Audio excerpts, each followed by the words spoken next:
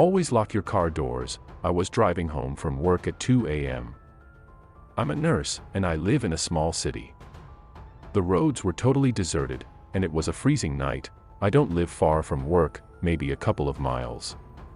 I'm driving down a residential street around the corner from my house, and I see a man laying face down in the street. Now remember, I'm a nurse. My first thought was great, gotta help this guy up. I was coming off a long shift and falls happen all the time. As I slowed down the car, I suddenly realized what an idiot move that was. I'm a 100-pound woman, and I don't carry any weapons. I thought I should do something to help the guy, so I called 911 as I drove past him and slowed to a stop at the end of the block. While I was stopped at the light, I explained to the dispatcher that there was a man in the road who might need assistance. All of a sudden I hear a loud bang. Bang. From the driver's side window. I screamed and looked over. A man was pounding on my window and jiggling the handle of my locked car. I looked in the rearview mirror and saw that there was no man lying in the street.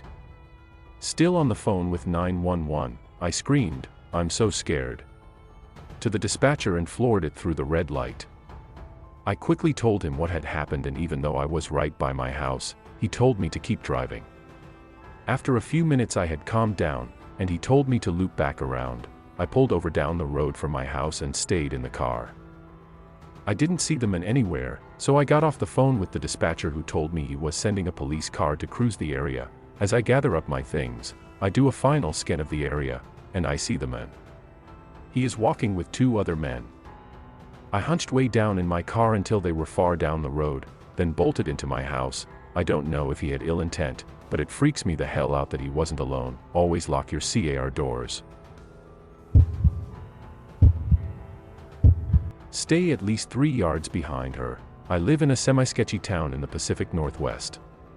About 2 blocks from where I live, there's this bridge over the ocean, with a little beach, where a lot of crime takes place. Lots of things like bodies being found there, sexual assaults, etc. So I got off the bus that takes me to this bridge. It's the closest bus stop to my apartment, and 3 teenage boys cross the street towards where I am. I cross the street away from them to get to my building. They cross back. I thought that was weird, but whatever. I start taking this narrow path up the beach towards another street, and they're following me. I pick up the pace and glance over my shoulder. I'm a 21-year-old woman, and these guys looked maybe 16, but I'm 5 feet 4 inches and pretty skinny, so I'm doing the thing that a lot of women do when they think perhaps they're being followed and weigh the odds of fighting them. This path I'm taking is desolate, and no one's around, but there's still some light out, and I was glancing over my shoulder as they were filling the gap between us. I couldn't be totally sure they were following me until I heard one boy say, "Stay at least 3 yards behind her or she'll notice." When I turn the corner out of sight, I sprint behind a hedge and wait for them to head out once they realize they lost me. I text my boyfriend and tell him I'm being followed. He agrees to leave work early to meet me where I am, just in case. They turn the corner just then, and I realize the middle one, the tallest and possibly oldest, has a knife on him. I hear one of them say something like she's probably on the street over there, and they leave. My boyfriend meets me soon after.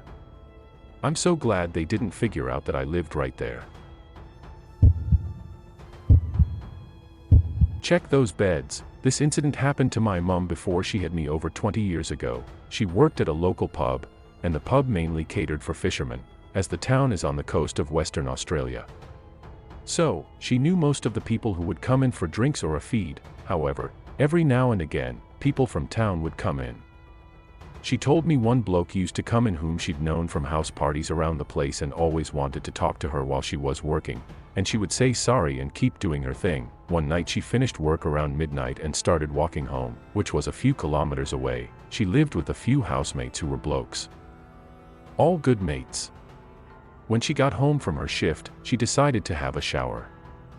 Making her way back to her room, she realized her door, which is normally shut, was open. All the fellas were asleep, so she blew it off as wind or something. She laid down in bed to go to sleep, but something didn't feel right, and for reasons she can't explain to me, she felt the need to look under her bed. What she saw under the bed was the bloke from the bar who had followed her all the way from her work. She tells me that she just stared at him for ages and he didn't move, not even a breath, to the point that she thought he was dead.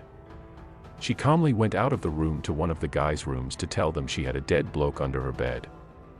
They raced in with baseball bats to find the guy halfway out the window. He managed to escape and run away.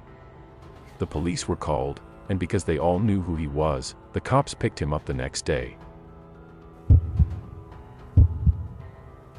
Reflexes. I was driving home from a big city near my little town late at night after a day there with this dude on our first date sometime in March of 2012. My date was asleep, and his seat was reclined really low. We got into town at around 1 a.m., and I noticed this guy standing on the corner. I was about to stop it for a red light. He looked like he was probably on something. He was talking to himself and pacing. I was a little nervous, but whatever. I'm a little too quick to judge people sometimes, so I stopped, and we accidentally made eye contact. At least I accidentally did. I could tell he was yelling at me, because I kept hearing bitch and some other things as I was stopped at the longest red light ever. All as the guy I was with was sleeping cozily in the passenger seat, really reclined.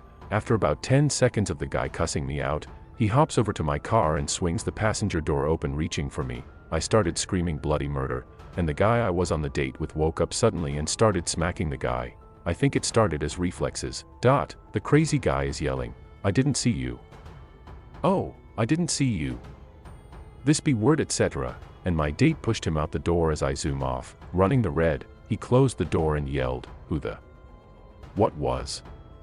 I'm hyperventilating, and then I started half laughing / half crying, because my nerves were shot. We got some ice cream at 1 a.m. Then, I took him home and went home myself. We laughed about it. But, I don't like to think what would have happened if he hadn't been there. There was only one window in the house. Just to give you some background information, I am a 29-year-old female, and this happened to me 4 years ago. My family lived on a farm in rural, Western Australia in a modest-looking wooden farmhouse. My son and I lived here alone most of the time, while my husband worked on rotation up north on the mines. We had no neighbors, no mobile phone reception, and very little connection with the outside world with the exception of the television. There was only one window in the house, situated above my bed in the bedroom. It was a small old wooden framed window with no curtains. However, the window was completely jammed, and as much as I had tried to close it, there was about 2 inches of opening near the bottom of the window frame. My husband and I had spent a while trying to oil the hinges and loosen it up the day before he left to go to work again, but we gave up as it wasn't a huge issue at the time. Fast forward to a couple of nights later, I am standing in front of the television doing the ironing and watching Sex and the City reruns while my son is asleep in my bed. As I walk up the hallway to enter the laundry to grab another load of washing, I pass my bedroom and pop my head in to check on my son. My heart stops. The window frame above my bed is shuffling from side to side. My eyes skin down, and what I see next will never leave my mind again. There were 2 hands squeezed through the gap of my window trying to lift up the jammed frame. I screamed the house down, grabbed my son, grabbed the phone, locked myself in the bathroom, and called the police. I'd hate to think what would have happened if I wouldn't have been walking past my bedroom at that exact moment. Seriously. Lock your doors. My dad was out for a job interview, so my sister and I had the place for about 2 hours. I watched TV downstairs and went outside, and when I went back in, I left the door unlocked for my dad. Since it was getting close to the time he said he'd be home, I went upstairs and hung out with my sister for a while. I heard the front door open, and rummaging through cabinets as well. I just assumed that it was my dad, since he always likes to check everything is in place before relaxing. I also heard my dad's door open and close, albeit slowly, a few times. I was talking with my sister when the phone rang. To my surprise, it was my dad on the other end. He told me that he was going to be getting home late and that we needed to make our own dinners.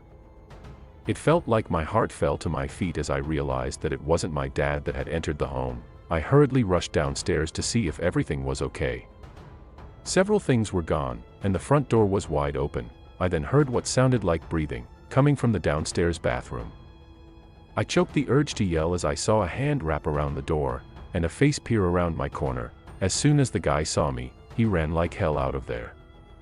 I chased after him, but he was long gone. Later, on the floor in the bathroom, I found a box cutter knife. I'm not sure what his intentions were with the weapon, but they probably weren't good.